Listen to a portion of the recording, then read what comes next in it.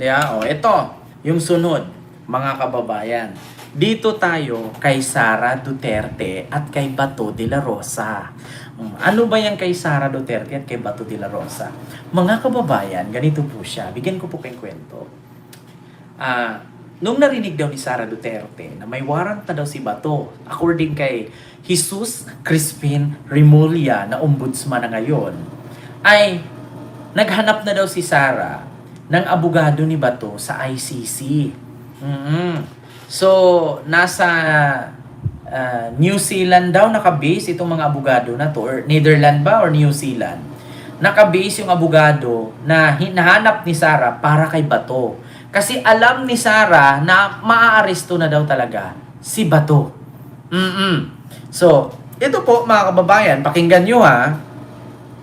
May hinanda ng abogado si Sara Duterte para kay Bato.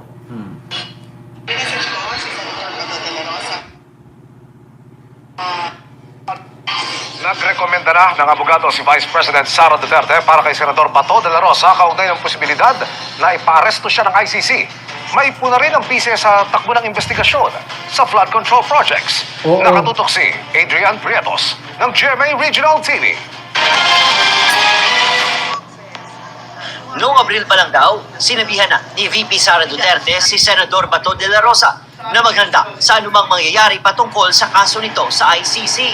Noong nabalitaan ko po na nagsalita si Ombudsman na Remulla patungkol sa ICC warrant ay minessage ko si Senator Bato de la Rosa. Nakausap ko yung anak niya, si Maki de la Rosa, at nag-refer ako ng isang lawyer na nakausap din namin noon na isang King's Counsel at nakabase yung kanilang opisina doon sa England.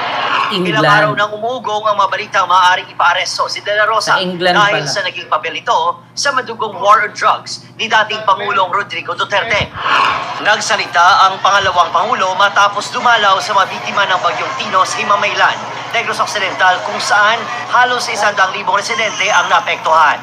Dito, kanya ring binatikos ang takbo na investigasyon sa mga flood control projects. Alam na natin kung sino yung mga tao na may kagagawan noong anomalya, korupsyon sa ating budget, pero hanggang ngayon ay wala pa ring nananagot. Puro lang investigasyon.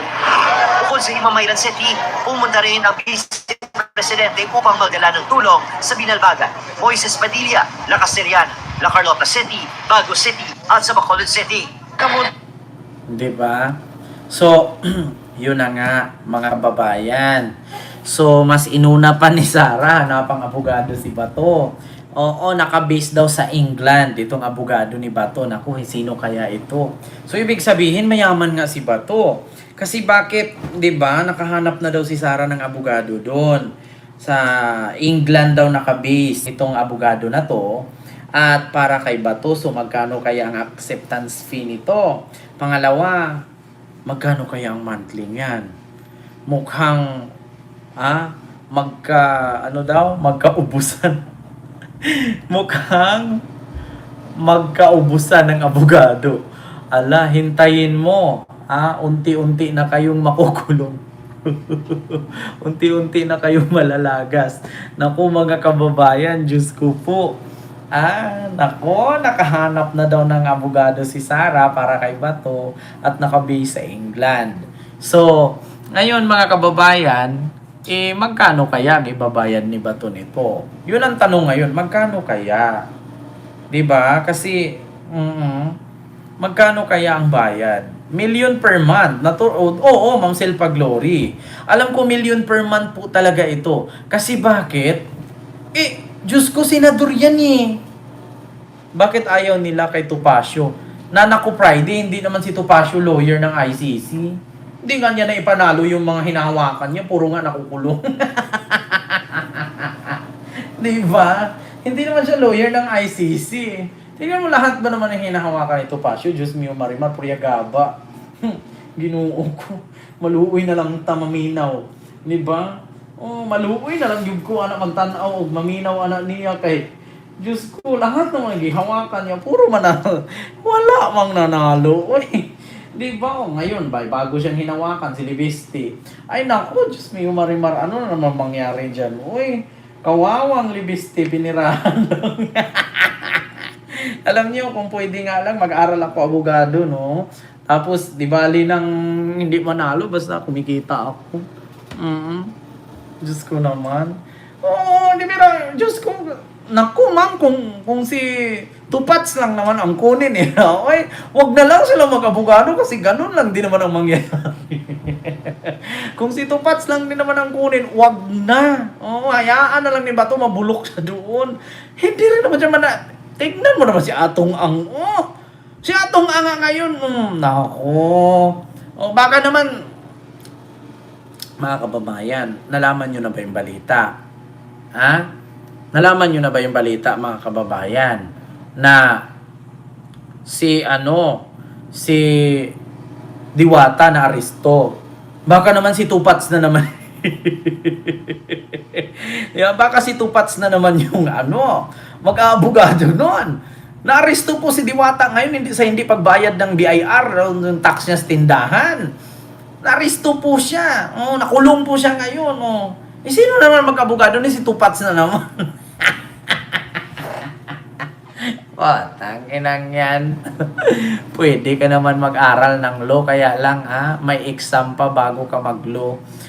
Naku, kabilis-bilis lang mag-exam, oy. Ano ba yan? Law of the sea, law of the land, law of the water, law of the fire. Naku, tatawagin ko na lang si Ben the Law. Erwin Tulfo. Diba? We need to bend the law. Diba? Oo. Naku po, mga kababayan. Handang-handa na daw ang antilustay ninyo. May abogado na si... Ilan na naman...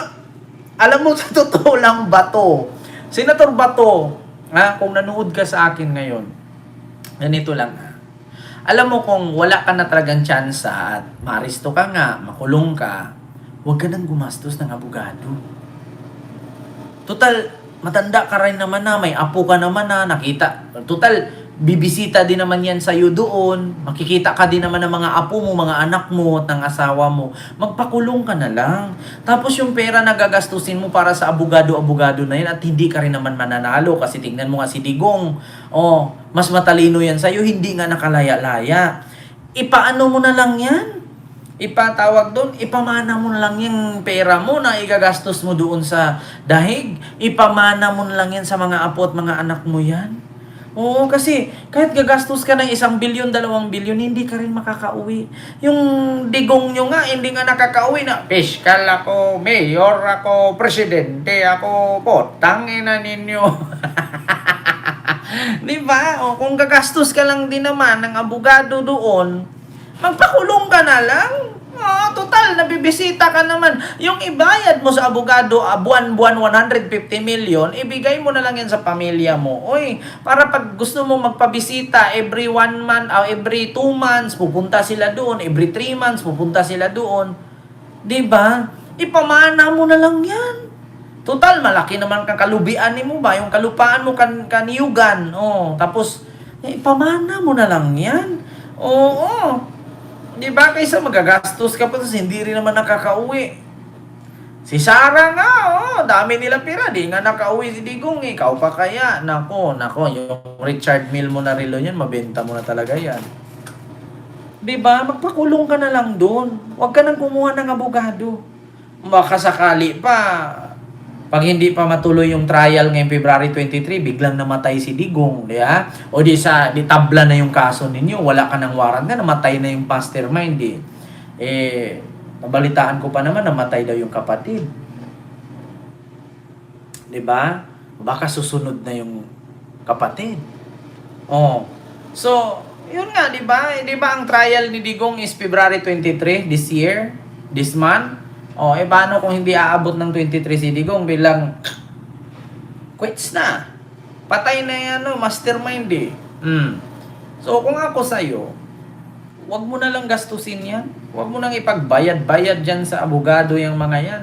Ang gawin mo dyan, ipamana mo na lang sa mga apo mo, sa mga anak mo, magiging close ba yun, Ken?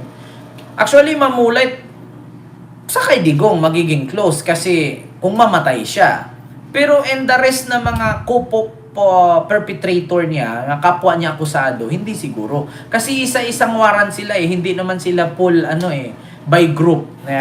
O, di ba tayo kapag namasyal tayo sa ibang bansa, di ba mas much better pag naka-by group tayo para walang halong kuskus balongo sa immigration. Pero sila isa-isa silang lumilipad. Take note ha, private plane ang sasakyan nila. 'Di ba? Sana bago man makulong si Bongo at si Bato sa dahig, sana maabutan pa nila si Digong na buhay. Para mag-reunion sila dun sa loob. 'Di ba? Pero kung manatilihin nilang magtago-tago sila, hindi sila magpapahuli, hindi nila maabutan si Digong na buhay. Yung kapatid nga ni Digong na nasa labas lang ang iskir-iskir namatay eh. Si Digong pa kayo nasa loob, nakahilata na lang. Mamamatay din yan. Nako, yan kasi dasal kayo ng dasal mamatay si BBM, iba ang namatay. 'Di ba? Oo, 'di ba, Ma'am Emily Basog? Pagdating niya doon, aminin na lang niya na inutusan lang ako, hindi naman talaga ako ang sumunod lang naman ako sa utos ni Digong. Ganon, para matapos ang issue. Wala naman akong kinalaman dyan kasi nga kung ano lang naman yung utos niya eh. Kung hindi naman ako susunod sa utos niya, baka ako naman ang ipapatay, 'di ba? Pareho kay Gakma. Tignan ninyo ngayon. Ganyan dapat, 'di ba?